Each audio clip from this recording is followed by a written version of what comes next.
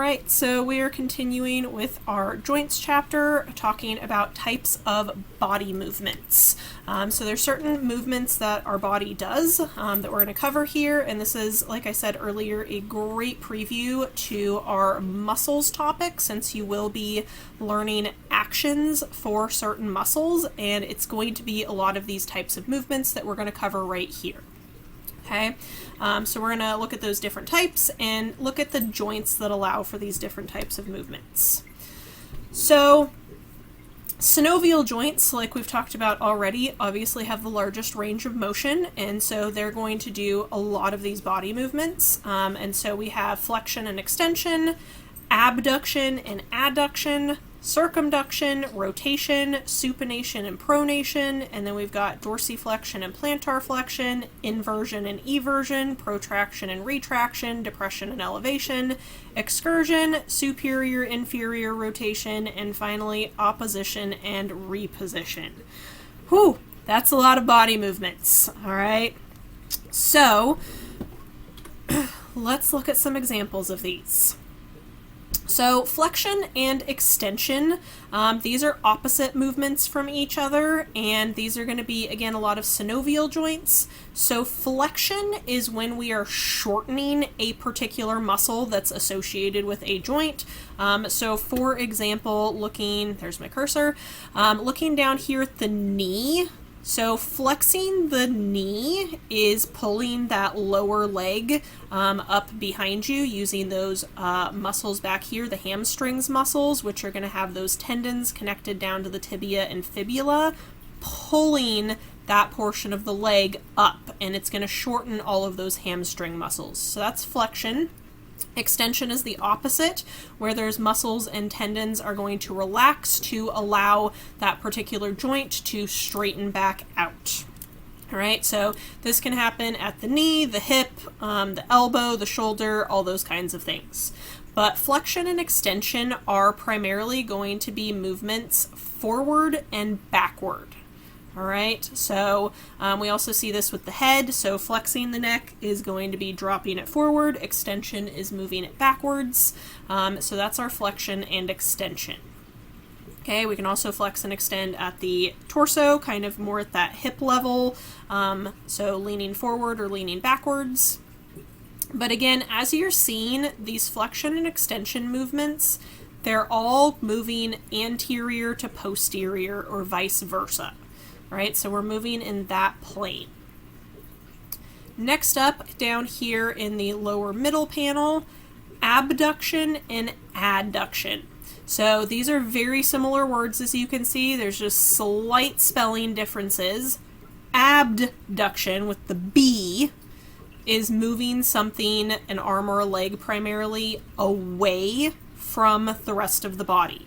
All right, so if you're standing in anatomical position, and you lift one of your arms straight out to the side of your body, that is abduction, and then adduction is the opposite, and it's bringing it back in closer to that body. So you can kind of think of abduction as moving something laterally away from the body, and adduction is going to move it more medially, closer into that midline of the body.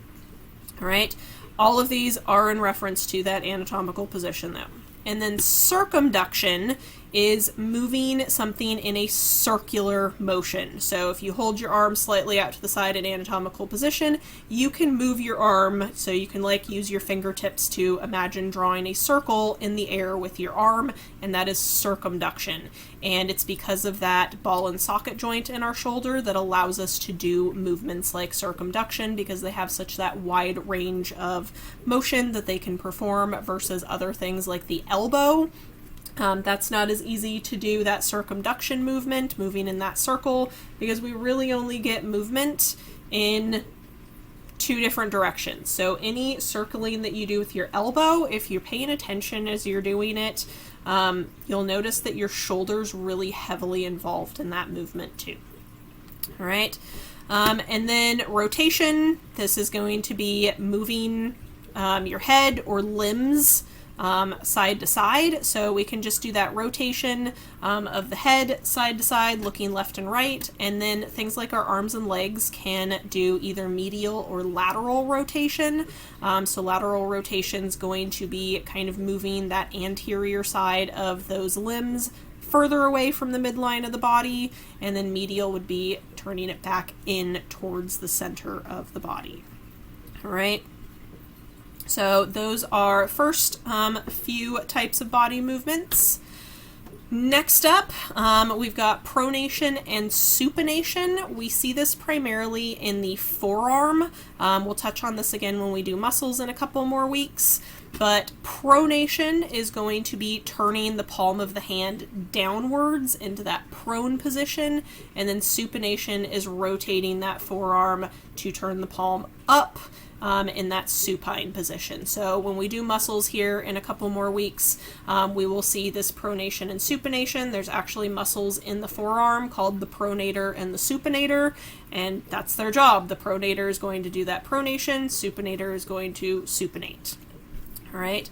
Dorsiflexion and plantar flexion are specific for the movement at the ankle. So dorsiflexion is flexing your foot, and then plantar flexion is pointing your foot, so pointing those toes. All right.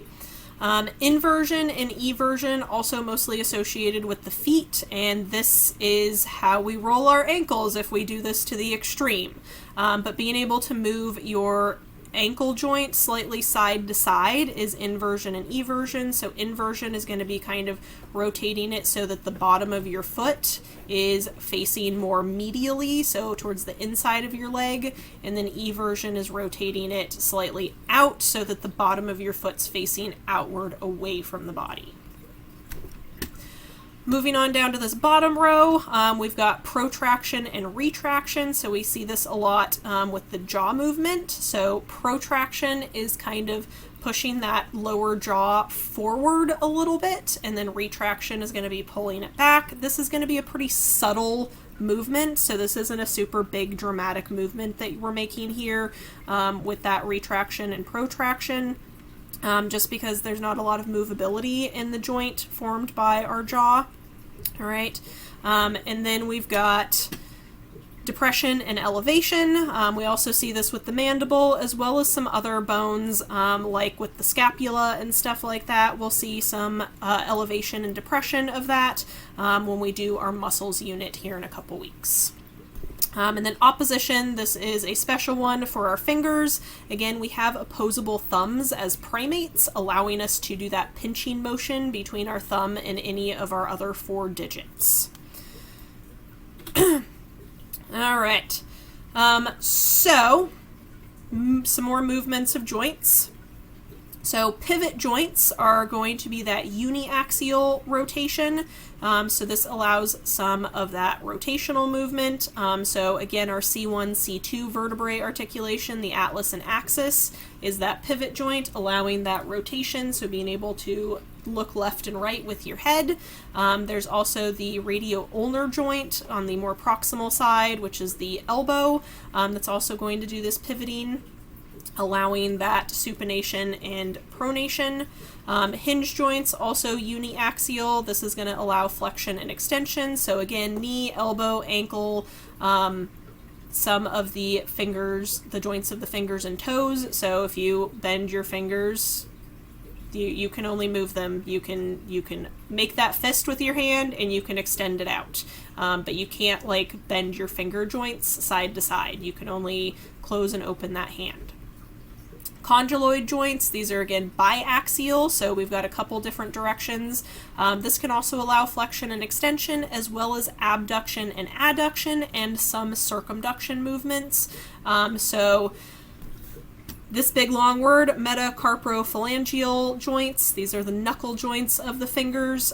So some of them can do some of these other movements aside from flexion and extension, but these are specifically the knuckles that are connecting your fingers into the palm of your hand. So metacarpo, for the metacarpals forming the palm of your hand, and then phalangeal is the fingers, so that joint formed by the fusion of the phalange bones to the metacarpal bones is where we see that. So the rest of your finger you can just flex and extend, but if you hold your thumb up, you can move that all around in that circumduction like movement, as well as flexion extension, and then abduction and adduction.